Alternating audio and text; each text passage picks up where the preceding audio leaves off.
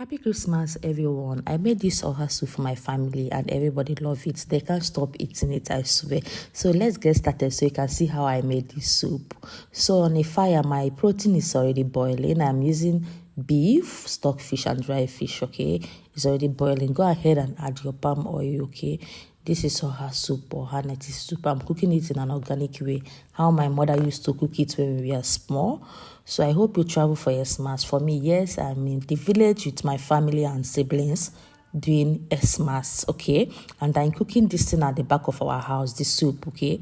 There is no space inside our kitchen. It's so dark, so I decided to cook it at the back of our house.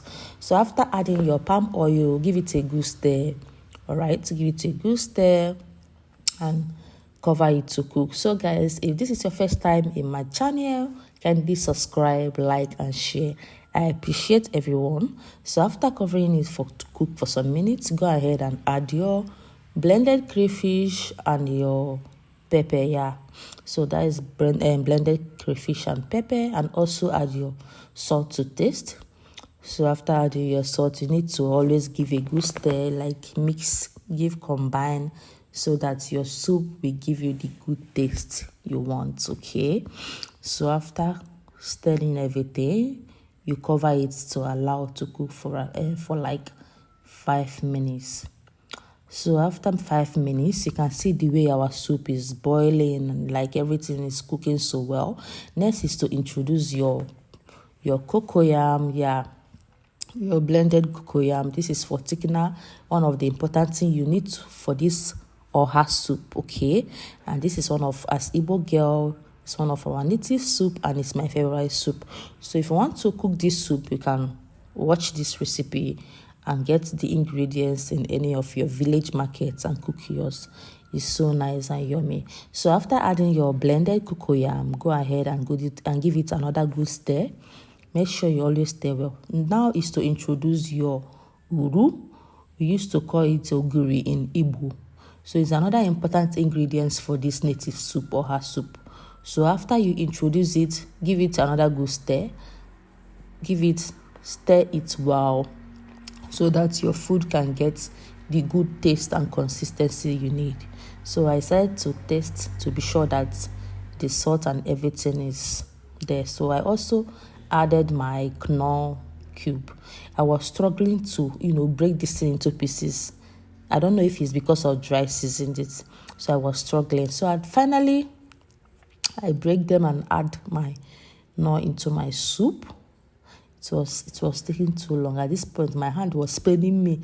So after adding them, give it another good stir. Make sure while cooking your soup, if you add any of ingredients in your soup, any kind of food you are cooking, give it a good stir. Cover it to cook. Okay? Yeah. So I'm trying to make sure everything is in order, even the cocoyam, before I will cover it to cook. Okay? So after stirring, you cover it to cook for another 5 minutes.